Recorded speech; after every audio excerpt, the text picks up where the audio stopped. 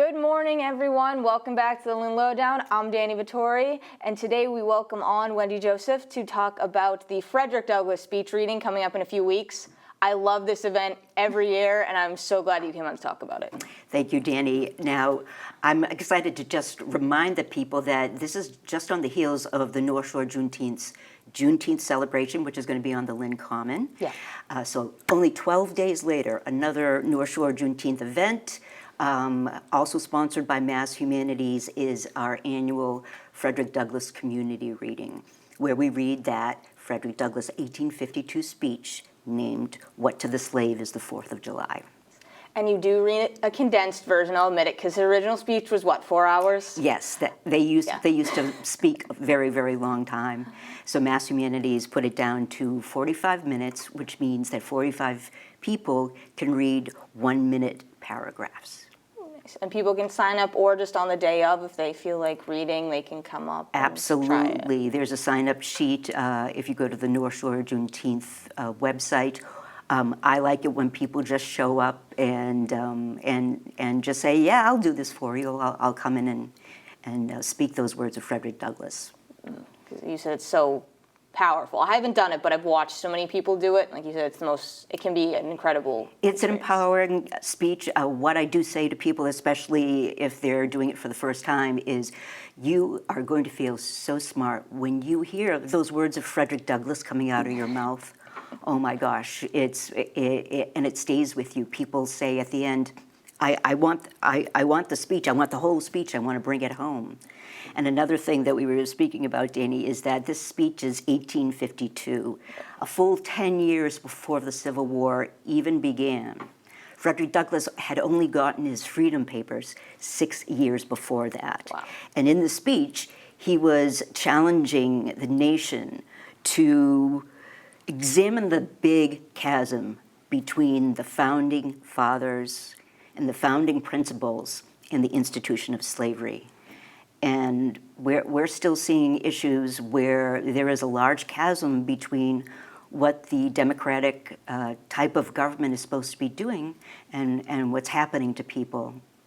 So we need to continue to say these words. Mm-hmm.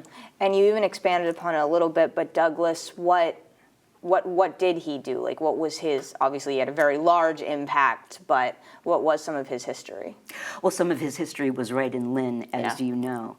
And Frederick Douglass Park here is situated right across the street from the train station where Frederick Douglass famously got thrown off the train in Lynn Station because he didn't want to, he paid a full price ticket, so he didn't want to go into the colored car. He was sitting with a white friend, and they literally had to manhandle him off. And then the Boston and Maine president refused to have the train stop in Lynn for about a week. Papers and everyone was all up in arms, so they eventually stopped here again. Frederick Douglass wrote his autobiography, his first autobiography here. He was living up near High Rock Tower. And people kind of forget that he lived in Lynn and he wrote in Lynn. Yeah. The very last page of his first autobiography says, "Yours truly, Frederick Douglass, Lynn, Massachusetts." So there you go. Yeah, I think it's pretty great. And he was definitely, like you said, even ahead of his time a little bit. I mean, he wrote this speech a decade before the Civil War started. Now, obviously, this was still an issue before that, but he was really out in front of it, going for it and calling out the hypocrisy. Him and the rest of the abolitionists with William Lloyd Garrison, they would go all across the eastern coast all the way to the west. As a matter of fact, when Douglass got thrown off the train, he was on his way to a speech event talking to an abolitionist group that was waiting for him. He eventually ended his career, his very long career, living in D.C. He had a beautiful house overlooking the Capitol, which is now a National Historic Site. And I said, you just actually had a great segue into this next thing too, is you're going to be adding something this year, a wayfinding sign in the park as well. This year, it's very special to me because at the very beginning, 11 a.m. at Frederick Douglass Park, we're going to be unveiling a wayfinding sign that is going to be off to the side towards where Lynn Museum is. Mm-hmm. And this sign is a couple of years worth of work and a big collaboration between Barbara Bulls of the DCR, the Department of Conservation and Recreation, who owns this park, Tom Dalton, who wrote Frederick Douglass, The Lynn Years, and Danica Thurston Chavez, the executive director of the Lynn Museum, and myself as the curator of the Grand Army of the Republic. And we expect to have people from the state delegation and the mayor's office having some remarks. So there will be the dramatic unveiling remarks, and then we will get to that Frederick Douglass reading. Nice. And he said it's a large collaboration. I had you read it because I said I don't want to ever forget anybody, all the collaboration that's coming into it. And then he said, what is the significance of adding this sign here? It's placemaking, and as you can see from the bas-relief there on the left-hand side of the corner, that is a quote from Frederick Douglass very close to the time right after he got thrown off the train that's underneath him. Mm-hmm. And the sculptor Reno Pisano, who grew up in the Highlands in Lynn, made sure that this was part of his presentation. And this was the last piece that he did before he passed away. Oh, wow.